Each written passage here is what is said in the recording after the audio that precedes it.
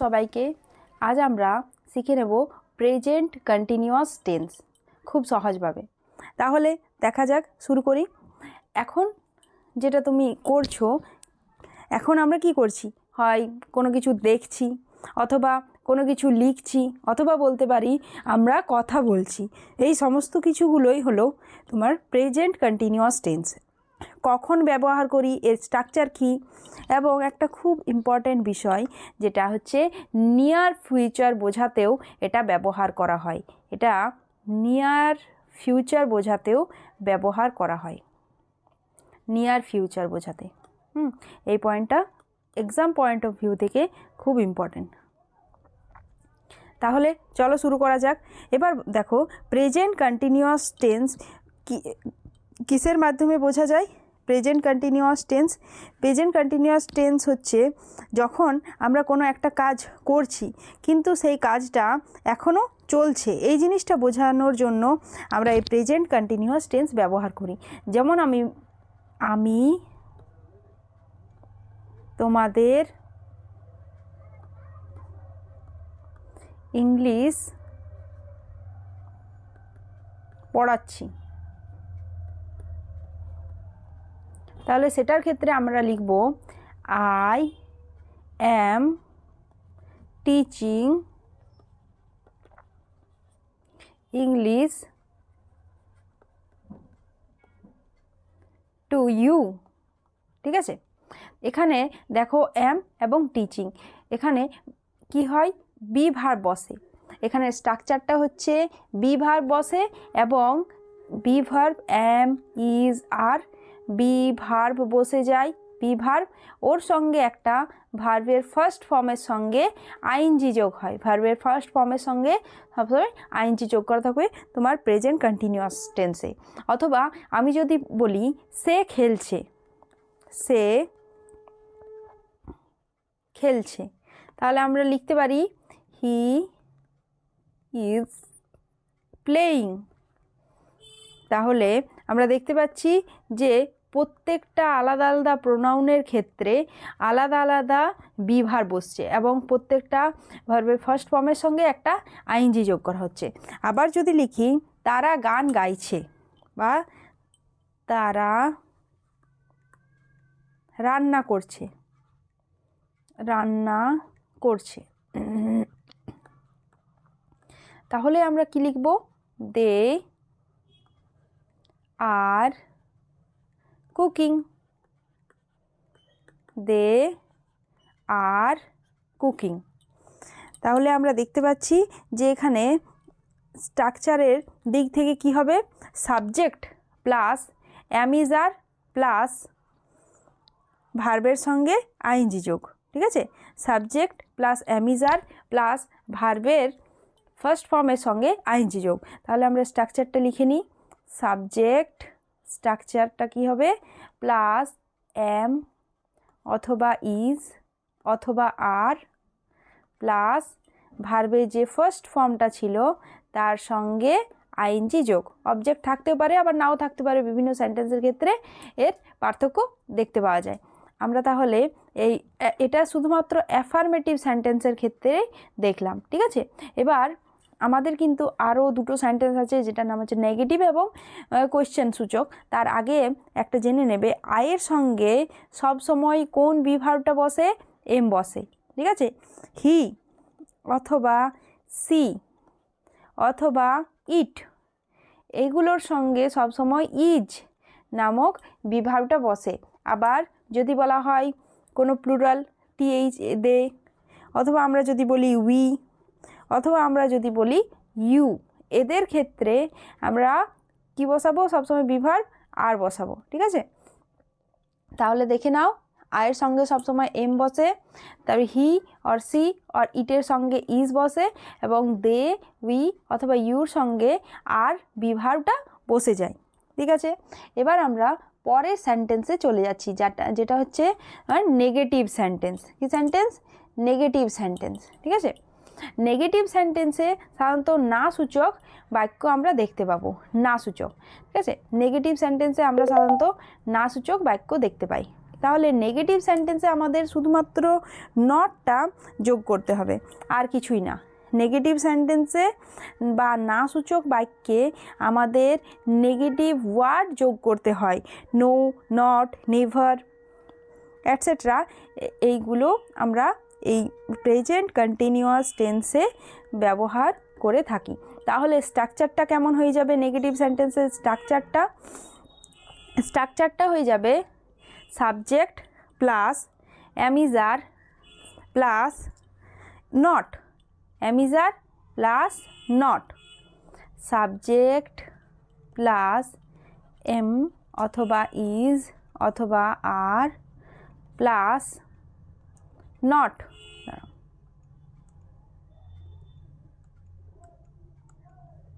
Plus not, plus আমরা বলতে পারি ভার্বের ফার্স্ট ফর্মের সঙ্গে আইএনজি যোগ। ঠিক আছে, তাহলে আমরা কি দেখতে পেলাম?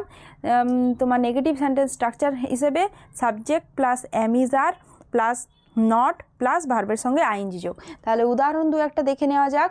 উদাহরণ হিসাবে আমরা এক্সাম্পল হিসাবে আমরা কি লিখতে পারি?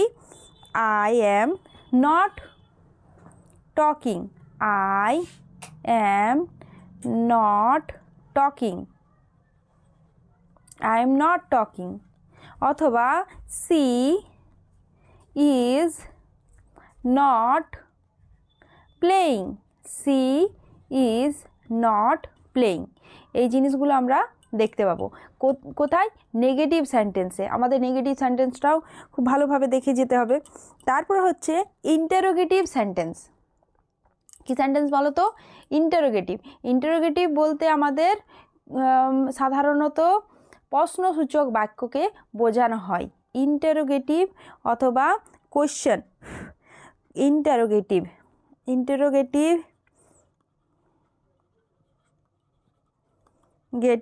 সেন্টেন্সের ক্ষেত্রে অথবা question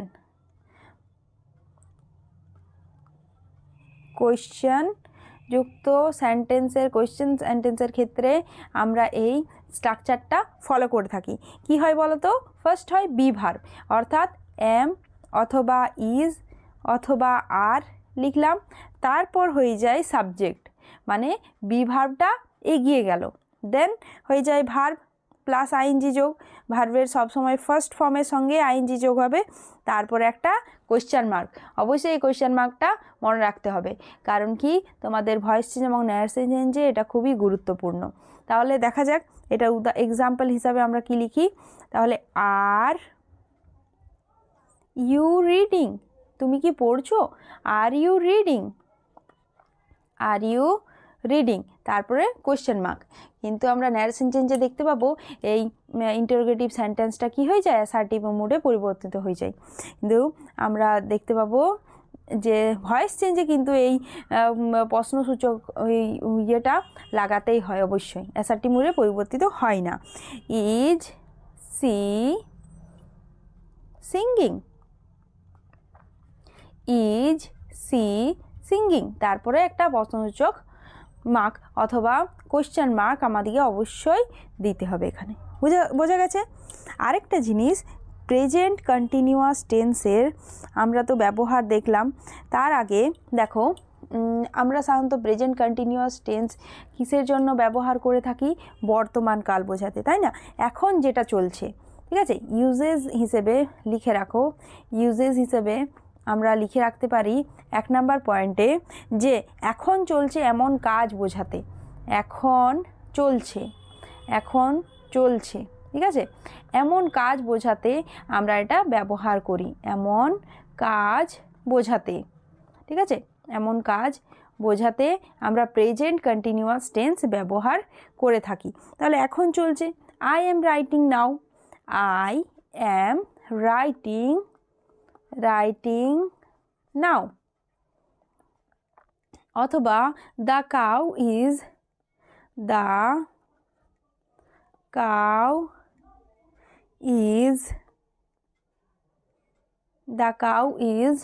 walking, the cow is walking in the field, in the field. তাহলে আমরা দুটো উদাহরণ দেখলাম। এটার যদি ব্যবহার আমরা দেখি তাহলে ব্যবহার হিসাবে আমরা কি লিখতে পারি, যে এখন চলছে এমন কাজ বোঝাতে আমরা এটা ব্যবহার করতে পারি I am writing now the cow is walking in the field. অথবা আরও অনেক ব্যবহার রয়েছে। তাহলে সেকেন্ড পয়েন্টে আমরা কি লিখব, সেকেন্ড নাম্বারে আমরা কি লিখে দেব, টেম্পোরারি অ্যাকশন বোঝাতে। কি টেম্পোরারি অ্যাকশন, টেম্পোরারি অ্যাকশন বোঝাতেও আমরা এই প্রেজেন্ট কন্টিনিউয়াস টেন্স ব্যবহার করে থাকি। এবার টেম্পোরারি অ্যাকশন হিসাবে আমরা এক্সাম্পল হিসাবে দেখো কি লেখা যায়, she is living in Kolkata this days, এই সময় সে কলকাতায় বাস করে। অথবা আমরা লিখতে পারি যে সি ইজ স্টাডিং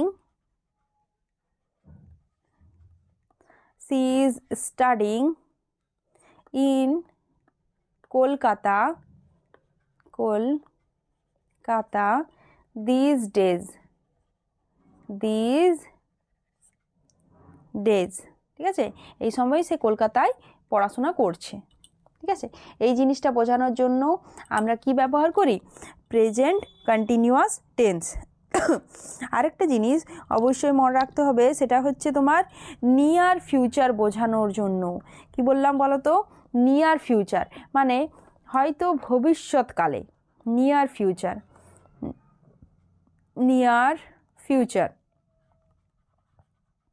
এটা এক্সাম পয়েন্ট অফ ভিউ থেকে ইম্পর্টেন্ট।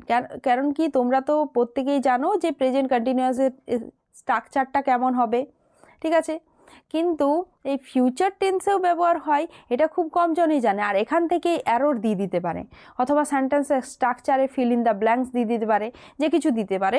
তো নিয়ার ফিউচার বোঝাতেও আমাদের কি ব্যবহার করা হয়, এই প্রেজেন্ট কন্টিনিউয়াস টেন্সটা ব্যবহার করা হয়। কেমনভাবে ব্যবহার করা হয় তাহলে দেখো, যখন আগেই প্ল্যান করা হয়, কি করা হয়, আগেই তুমি হয়তো কোনো কিছুর প্ল্যান করে রেখেছো, আগেই প্ল্যান করা হয় তখন, অথবা ফিউচার অ্যাকশন বোঝাতে কোনো কিছু হয়তো ভবিষ্যৎকালে কোনো একটা ঘটনা ঘটবে, সেই জিনিসটাকে তুমি বর্ণনা করছো, সেই ফিউচার অ্যাকশন বোঝাতেও আমরা এই নিয়ার ফিউচারের ক্ষেত্রে আমরা কি ব্যবহার করি, প্রেজেন্ট কন্টিনিউয়াস টেন্স ব্যবহার করে থাকি। মানে ভার্ব প্লাস আইএনজি যোগ এই স্ট্রাকচারটা ফলো করা হবে। তাহলে এক্সাম্পল একটা লিখে নেওয়া যাক। আমি যদি বলি যে, আর এটার স্ট্রাকচারটা তার আগে লিখে নাও, নিয়ার ফিউচারের স্ট্রাকচারটা কেমন হবে, স্ট্রাকচারটা সাবজেক্ট ফার্স্ট হবে, সাবজেক্ট প্লাস আমরা কি লিখব, এম অথবা ইজ অথবা আর, ঠিক আছে। এবার যেমন আছে ভার্ব প্লাস আইএনজি যোগ, ঠিক আছে, ভার্বের সঙ্গে আইএনজি যোগ হয়। আরেকটা ফিউচার টাইম ওয়ার্ড থাকবে একটা। ফিউচার টাইম ওয়ার্ড মানে কি, ফিউচার টাইম ওয়ার্ড মানে হচ্ছে টুমোরো অথবা দ্য নেক্সট উইক অথবা দ্য নেক্সট ডে। ফিউচার মানে ভবিষ্যৎকালের সময়টাকে বোঝানো হবে এরকম একটা ওয়ার্ড লেখা থাকবে, তবেই আমরা বলবো যে এটা প্রেজেন্ট কন্টিনিউয়াস কিন্তু তোমার ফিউচার টেন্স বোঝাচ্ছে। তাহলে দেখা যাক, ফিউচার টাইম ওয়ার্ডটা দেখেই আমরা বুঝতে পারবো যেটা নিয়ার ফিউচার বোঝাচ্ছে। যেমন আমি একটা সেন্টেন্স লিখছি, I am meeting the teacher tomorrow.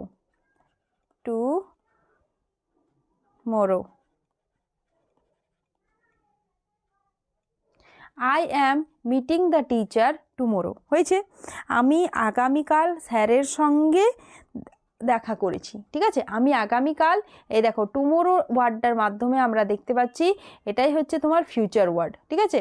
বাকি সব স্ট্রাকচারটা একই থাকবে, কিন্তু যদি আমরা এই ফিউচার ওয়ার্ডটা পেয়ে যাই তখন আমরা বুঝবো যে এটা নিয়ার ফিউচার।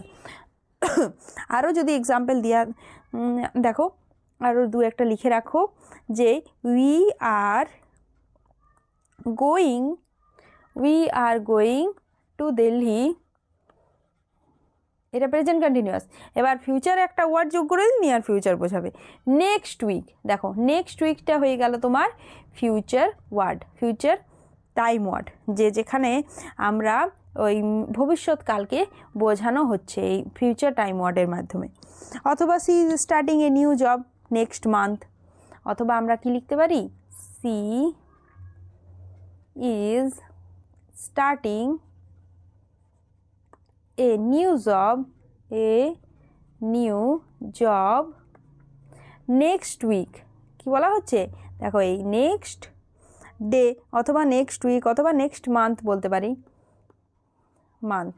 ঠিক আছে, এইগুলোর মাধ্যমে আমরা দেখতে পাচ্ছি এই প্রেজেন্ট কন্টিনিউয়াস ব্যবহার হচ্ছে। তাহলে আমরা এক্সামে হঠাৎভাবে কীভাবে চিনব, দু একটা ওয়ার্ড লিখে রাখো যে এই ওয়ার্ডগুলোর দ্বারা চিনব। আমরা এখনই দেখলাম যে এক্সামে আমরা নিয়ার ফিউচার আর প্রেজেন্ট কন্টিনিউয়াস টেন্সের সঙ্গে কি করে পার্থক্য করব, বা প্রেজেন্ট কন্টিনিউয়াস টেন্স কি করে বুঝবো। এখন নাও এই ওয়ার্ডটা লেখা থাকবে, অথবা লেখা থাকবে অ্যাট প্রেজেন্ট, লেখা থাকবে অ্যাট প্রেজেন্ট, অথবা লেখা থাকলো রাইট নাও। ঠিক আছে, নাও লেখা থাকবে, অ্যাট প্রেজেন্ট লেখা থাকবে, নাও রাইট নাও লেখা থাকবে। এগুলো সবই হয়ে গেল তোমার, এই সব ওয়ার্ডগুলো হয়ে গেল তোমার প্রেজেন্ট কন্টিনিউয়াস টেন্স বোঝানোর জন্য ব্যবহার হবে। আরেকটা দেখো, এবার নিয়ার ফিউচার বোঝানোর জন্য আমরা কি ব্যবহার করব, সেই ওয়ার্ডগুলোও একটু ভালোভাবে লিখে রাখো। নিয়ার ফিউচার বোঝানোর জন্য আমরা কি কি ওয়ার্ড ব্যবহার করব, দেখো টুমোরো আমরা এখনই পেলাম, টুমোরো। আর কি কি ব্যবহার করব, নেক্সট, এই নেক্সট ওয়ার্ডটা নেক্সটের সঙ্গে তোমার মান্থও যোগ করা থাকতে পারে, নেক্সটের সঙ্গে ডেও যোগ করা থাকতে পারে। ঠিক আছে, ওর সঙ্গে একটা কি থাকবে, প্ল্যানিং অ্যাকশন থাকবে, কোনো একটা প্ল্যান করা থাকবে যে এই কাজটা এই জিনিসটা আমি করব। তাহলে প্ল্যানিং অ্যাকশন যখনই থাকবে তখন সেটা হয়ে যাবে তোমার নিয়ার ফিউচার। কী হয়ে যাবে, নিয়ার ফিউচার। বোঝা গেছে? আশা করি তোমাদের ক্লিয়ার হয়েছে প্রেজেন্ট কন্টিনিউয়াস টেন্স। তাহলে চলো এবার প্র্যাকটিস করা যাক যে প্রিভিয়াস ইয়ার কোয়েশ্চানে কেমন ধরনের কোয়েশ্চান প্যাটার্নে ফলো করে এসেছে, অথবা কেমন ধরনের কোয়েশ্চান এই প্রেজেন্ট কন্টিনিউয়াস থেকে এসেছে বা টেন্স থেকে এসেছে। চলো দেখে নেওয়া যাক। দেখো ফার্স্ট নাম্বারে আমি কোয়েশ্চানটা লিখছি, সি লেখা আছে, ড্যাশ লেখা আছে, এখানে দেওয়া আছে রিড। এই রিড ওয়ার্ডটা ব্র্যাকেটের মধ্যে দেওয়া আছে। এখানে তোমার বলা হচ্ছে এ নভেল নাও। দেখো এই নাও ওয়ার্ডটার মাধ্যমে আমাদেরকে বুঝে নিতে হবে যেটা কন্টিনিউয়াস টেন্স। তাহলে রিডের এই ড্যাশ পূরণের জায়গায় আমরা অ্যান্সার কী করব বলো তো, সি ইজ রিডিং। বোঝা গেছে? এরকম যদি কোয়েশ্চেনটা থাকে তাহলে আমাদের আদার ওয়ার্ডসগুলো, এটা যদি টুমোরো থাকতো তাহলে আলাদা রকম লেখা হতো, এটা যদি ইয়েস্টারডে থাকতো তাহলে আমরা এখানে ভার্বটা আলাদা রকমের ইউজ করতাম। তাহলে আমাকে অনুমান করতে হবে গোটা সেন্টেন্সটা পড়ে, হয় শেষের দিকে থাকবে নইলে প্রথমের দিকে থাকবে। তাহলে কি হয়ে গেল, she is reading a novel. এরকম তোমাদের কম্পিটিটিভ এক্সামে প্রিভিয়াস ইয়ার কোয়েশ্চেনে এসেছে। আবারও আমি আরেকটা লিখছি এখানে, দেখো উই ড্যাশ, এখানে ব্র্যাকেটের মধ্যে ভার্বটার দেওয়া আছে প্লে, এখানে লেখা আছে ক্রিকেট অ্যাট প্রেজেন্ট। আমরা এক্সাম পয়েন্ট অফ ভিউ থেকে দেখলাম যে যদি অ্যাট প্রেজেন্ট এই ওয়ার্ডটা থাকে তাহলে আমরা কন্টিনিউয়াস টেন্স ব্যবহার করব, তাই না? তাহলে আমরা কন্টিনিউয়াস টেন্স ব্যবহার করব। তাহলে অ্যান্সারটা কি হয়ে যাবে, তোমরা বলো। হ্যাঁ, very good. Are playing, we are playing cricket at present. Then আরও দু একটা দেখো, প্র্যাকটিস করে আরও বেশি ক্লিয়ার হয়ে যাবে তোমাদের। এটা দেখো, এটা লেখা আছে নট, এখানে নেগেটিভ সেন্টেন্স বানাতে বলছে, ওই জন্য নটটা কী করা আছে, এই ওয়ার্ড ব্র্যাকেটের মধ্যে লিখে দেওয়া আছে, নট ওয়াচ লেখা আছে। ঠিক আছে, টিভি নাও, এখন আমি টিভি দেখছি না, তাহলে অ্যান্সারটা কী হয়ে যাবে, আমরা নেগেটিভ ওয়ার্ডের স্ট্রাকচারে দেখেছিলাম সাবজেক্ট প্লাস বি ভার্ব দিতে হবে, আই অ্যাম, তারপরে একটা নেগেটিভ ওয়ার্ড দিতে হবে, তারপর ভার্বের সঙ্গে আইএনজি যোগ, তাই না? তাহলে আমরা এখানে কি লিখে দেবো? I am not watching TV নাও, এটা অ্যান্সার হয়ে গেল। এবার দেখো 4th নাম্বার কোয়েশ্চেনে কি দেওয়া আছে। 4th নাম্বার কোয়েশ্চেনটা লিখি, ড্যাশ ইউ ড্যাশ স্টাডি। এবার দেওয়া আছে স্টাডিটা ব্র্যাকেটের মধ্যে আছে আর নাও, এবার কোয়েশ্চেন মার্ক দেওয়া আছে। এখানে কোয়েশ্চেন মার্কের দ্বারা আমরা দেখতে পাচ্ছি অ্যাফার্মেটিভ সেন্টেন্স। তাহলে আমরা জানি অ্যাফার্মেটিভ সেন্টেন্সের ক্ষেত্রে ফার্স্টে বি ভার্ব হয়, তাহলে ইউর সঙ্গে সবসময় কি বি ভার্ব বসে? আর ইউ স্টাডিং, তাহলে STUDYING, তাই না? আর ইউ স্টাডিং নাও, এটা হয়ে গেল সেন্টেন্সটা। এবার 5th নাম্বার কোয়েশ্চেনে দেখো কি লেখা রয়েছে। 5th নাম্বার কোয়েশ্চেনটা লিখি। 5th নাম্বার কোয়েশ্চেনে লেখা রয়েছে যে হি ড্যাশ, এখানে ব্র্যাকেটের মধ্যে এই ভার্বটা দেওয়া আছে কাম, টুমোরো, ঠিক আছে? টুমোরো, ঠিক আছে। তাহলে এখানে কি হবে বলো তো? এখানে আমরা নিয়ার ফিউচার হিসাবে প্রেজেন্ট কন্টিনিউয়াস টেন্স ব্যবহার করতে শিখলাম। তাহলে হি হয়ে যাবে, তারপর নিয়ার ফিউচারের জন্য ইজ হয়ে যাবে, আর কি হয়ে যাবে? Coming. Very good, he is coming tomorrow, এটা নিয়ার ফিউচার হিসাবে কন্টিনিউয়াস টেন্স হিসাবেই এখানে বসানো হলো। বোঝা গেছে তাহলে?